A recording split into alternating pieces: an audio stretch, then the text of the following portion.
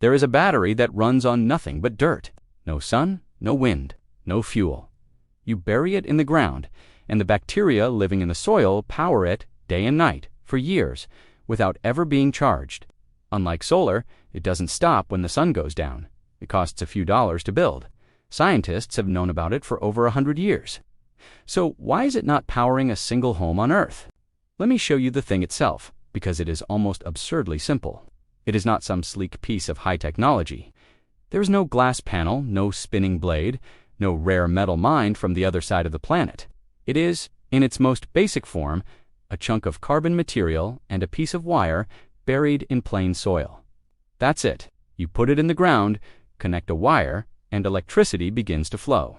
Not from the sun hitting it, not from wind turning it, from the dirt itself, or more precisely, from the living things inside the dirt. And it keeps flowing in the dark, in the rain, in the dead of winter night, as long as the soil is alive. Which, as you are about to learn, it always is. This is not a trick. This is not a scam. This is real, documented science studied at major universities, published in respected journals, and demonstrated working in laboratories right now. The device has a name, a microbial fuel cell. But to understand why it works, and why it has been buried for 100 years, you first have to understand something genuinely shocking about the ground you walk on every single day. The soil beneath your feet is not dead. It is one of the most densely alive places on the entire planet. A single teaspoon of healthy soil contains more living microorganisms than there are human beings on Earth. Billions of bacteria packed into a space smaller than your fingertip. And these bacteria are not just sitting there. They are working constantly. They are breaking down dead leaves, old roots, organic matter, the endless buffet of decay that makes soil fertile. This is the invisible engine that has powered all life on land for hundreds of millions of years. Without these microbes eating and breaking down dead material, the planet would be buried under its own waste. They are the recyclers, the cleanup crew that never sleeps. To grasp the scale of this hidden world, consider that scientists estimate the total weight of all the bacteria and microbes in the soil of the planet vastly outweighs the combined weight of every animal that has ever walked the earth under a single footstep of healthy ground. An entire civilization of living things is eating, multiplying, and dying in numbers the human mind cannot truly picture. We treat dirt as the most worthless, lifeless thing imaginable. We say something as common as dirt, cheap as dirt, dirt poor. And yet that very substance is the most biologically active material on the surface of the planet. It is not the absence of life, it is the foundation of it. And here is the part that changes everything. When these bacteria eat, they produce a byproduct. Just like your body produces waste when it burns food, these microbes release something as they consume the organic matter in soil. They release electrons, tiny charged particles, the exact same thing that flows through every wire in your house and powers every device you own.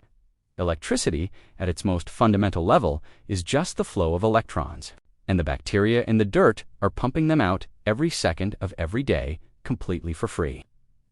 There is even a special name for the kind of bacteria that are best at this. Scientists call them electrogenic bacteria. Literally, electricity-generating bacteria. Certain species, like those in the Geobacter and Shewanella families, are so good at shedding electrons that they grow tiny conductive filaments, almost like biological wires, reaching out to pass their electrons to nearby surfaces. Nature, in other words, built living electrical cables into the soil hundreds of millions of years before humans ever twisted their first copper wire. The wiring was already there. We just never thought to plug into it. For most of history, those electrons just scattered into the soil and did nothing useful. Stay with me, because the moment someone figured out how to catch them is the moment this whole story begins. The idea is over 100 years old. The first demonstration that microbes could produce electricity dates all the way back to 1911. Think about that. The same era as the Model T Ford, before most homes even had electric lighting. A scientist proved that living bacteria could generate an electric current. The concept was born. And then, for reasons we will get into, it was almost completely ignored for the next century while the world built itself entirely around oil, coal, and the power grid. But the science never fully died, and in recent years, it has come roaring back. Here is how a microbial fuel cell actually works, and it is beautifully simple once you see it. You take two pieces of material and bury them in the soil. One is called the anode, usually a piece of cheap carbon felt or graphite cloth. This is the part the bacteria love. They cling to its surface, and as they eat the organic matter around them, they donate their spare electrons directly onto it. The anode becomes coated in a living film of bacteria, all dumping electricity onto it. The second piece is called the cathode, positioned so it has access to oxygen, usually nearer the surface or exposed to the air. Now you connect the two with a wire. And because the electrons want to travel from the crowded anode to the cathode, they rush through that wire to get there. And that rush of electrons through the wire, that is your current, that is usable electricity. Put a small LED light in the path of that wire, and it glows softly in the dark. You just made light out of dirt. No fuel was burned. No sun was needed anywhere. No moving part turned. The bacteria simply did what they have always done: eat, and you caught the byproduct. And here is the magic that puts it ahead of solar in one crucial way. The bacteria do not care if it is day or night. They do not stop eating when the sun goes down. They work in darkness, in fog, in rain, through the entire night. A solar panel is dead the instant the sun disappears. A soil battery just keeps going. As long as there is organic carbon in the soil for the microbes to eat, the device keeps producing power. Researchers have described versions that can run for years without any maintenance at all. Now, I have to be completely honest with you, because I will never sell you a fantasy. This is the part the wild internet claims get wrong, and I want you to trust me. So here is the truth. A single soil battery does not produce a lot of power. We are not talking about unplugging your house from the grid tomorrow and running your air conditioner off a bucket of mud. The amount of electricity from one small cell is modest enough to power a small LED light, a tiny sensor, or trickle charge a very low-power device over time. The honest reality is that the power output is low. That is the genuine limitation, and anyone who tells you a dirt battery will run your refrigerator is lying to you. But, and this is the crucial part, that limitation is far smaller than it sounds, for two reasons. First, these cells can be stacked and linked together. One cell is a trickle, but many cells connected in series add up. Researchers and hobbyists have built arrays that charge phones, power radios, and run lights. Estimates from a Harvard startup suggested that a cell of around 10 square feet could generate roughly a watt, enough to charge a phone, and a larger array could power a lamp or a fan. Second, low and constant beats, high and unreliable for an enormous range of uses. A steady trickle that never stops, day or night, for years. With zero fuel and zero maintenance is exactly what you want for things like remote sensors, off-grid lighting, and emergency backup. In parts of the world with no power grid at all, a $10 device that reliably charges a phone and lights a lamp is not a gimmick. It is life-changing. And this is exactly where the cutting edge has arrived.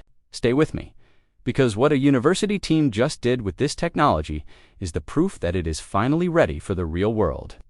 In recent years, a team of engineers at Northwestern University took this century-old idea and solved its biggest problem. The old challenge with microbial fuel cells was reliability. The bacteria need both moisture and oxygen to keep working, and keeping that balance right while buried in dirt was tricky. Sometimes the soil got too dry, sometimes too flooded, the cells would falter. The Northwestern team spent 2 years testing different designs, and they cracked it.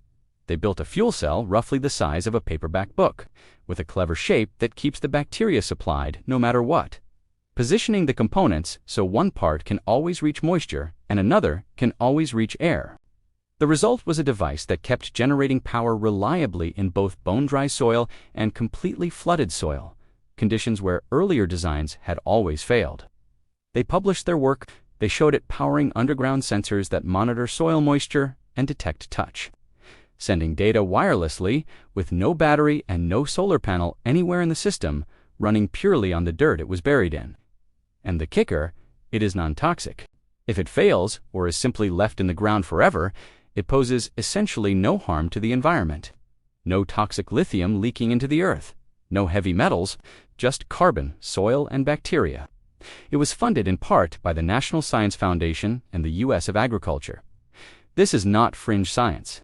This is real, serious, government-backed research happening right now. So here is the question that should be burning in your mind. If this is real, if it is over 100 years old, if major universities and government agencies are funding it, if it works in the dark when solar cannot, then why is it not in your home? Why have you never heard of it? Why is there not a soil battery in every off-grid cabin and every garden shed in the country? The answer is the same uncomfortable answer that sits underneath nearly every forgotten technology in history. There is no money in it. Sit with that for a moment, because it explains everything. The entire energy economy, the most profitable industry in the history of human civilization, is built on one foundational idea. You cannot make your own power. You must buy it. You buy electricity from the grid, metered and billed every single month. Or, if you go green, you buy thousands of dollars of solar panels and lithium batteries, manufactured in factories, shipped across oceans, sold by corporations, and replaced every decade or two. Every model of power that exists in the modern marketplace has one thing in common. A company makes money, and you keep paying. Now, look at the soil battery. It is made of dirt and a few cents of carbon and wire. You can build one yourself in an afternoon. The fuel, the bacteria, and the organic matter in the ground is free, infinite, and already in your backyard. There is no cartridge to buy, no panel to replace, no meter to read, no monthly bill. From the perspective of an energy company, this is not a product. It is the opposite of a product. It is a thing that, if it became widespread for small power needs, would let people generate electricity without paying anyone a single cent forever. There is no shareholder report that improves because people learned to power and lead with mud, so it was never banned. It did not need to be. It simply got starved of the one thing that turns an invention into a household name: investment and marketing. Billions upon billions of dollars have been poured into perfecting and advertising solar panels, lithium batteries, and the power grid, because every one of those has a business model attached, a way to sell you something. The humble soil battery, which sells you nothing, got crumbs. A class project here, small research grant there, a startup that struggled to find funding. While the cash flooded toward the technologies that could be sold, the technology that could be given away for free was left to gather dust in old journals for 100 years. It is not a conspiracy of villains in a back room. It is something quieter and, in a way, more honest about the world we live in. Our entire system is wired to fund what can be sold and ignore what cannot. The soil battery's only crime is that it is too cheap, too simple, and too free to make anyone rich. But you do not have to wait for a corporation's permission. Here's what you can actually do, right now, with your own hands. Building a basic soil battery is one of the most accessible science projects in the world, and it genuinely works. You need only a few things. A container, even a simple bucket or jar, will do. Some soil, ideally rich, damp soil from a garden, or even better, mud from the bottom of a pond or a compost-rich source, because that material is teeming with the right kind of bacteria and organic food. You need an anode, which can be a piece of carbon felt or graphite cloth, laid in the lower part of the container where there is little oxygen. And you need a cathode, such as a piece of carbon cloth or even chicken wire, placed near the top where it can reach the air. Connect the two with insulated wire, and connect that circuit to whatever low-powered device you want to run, most commonly a small LED. Pack the soil in, keep it damp but not drowned, and give the bacteria a little time to colonize the anode and get to work. Within hours, 2 days, you will have a measurable voltage. Link several of these cells together in series, and you raise the voltage high enough to do more meaningful things. People have powered small lights, run tiny digital clocks, and slowly charged simple electronics this way. The beauty is that it is genuinely renewable in the truest sense. Feed the soil a little organic matter now and then. Keep it moist, and the bacteria keep eating and keep producing for months or even years. If you are an off-grid homesteader, a prepper building redundancy into your systems, a parent looking for the single most mind-blowing science experiment you could ever show a child, or simply someone who wants to prove to yourself that the ground beneath you is alive with usable energy, this is for you. It will not run your house, but it will run a light through the night, charge a small device, power a sensor in your garden, and most importantly, it will change forever how you see the dirt under your feet, because that is the real revelation here. We have been taught to look up for our energy, up at the sun, up at power lines strewn across the sky, up at solar panels on the roof. And the whole time a quiet, endless, day-and-night source of electricity has been right beneath us, in the most ordinary substance on Earth. Dirt. The same dirt we scrape off our boots and wash down the drain. It is alive, it is working, and it has been offering us a trickle of free power for as long as bacteria have lived in the ground, which is to say, almost since life itself began. So here is where we land. There is a battery made of earth. It works at night when solar sleeps. It runs on bacteria that never stop eating. It costs a few dollars and lasts for years. It is non-toxic, endlessly renewable, and over a century old. Universities are perfecting it. Governments are funding it. And the only reason it is not in every home is that no one can figure out how to make you pay for the dirt in your own backyard. The bacteria are working right now beneath every step you take. They have been generating electrons since long before humans existed, and they will keep generating them long after the last power bill is paid. They do not need a grid. They do not need the sun. They do not need permission from anyone. They just need the soil, which is everywhere, free and already alive beneath your feet.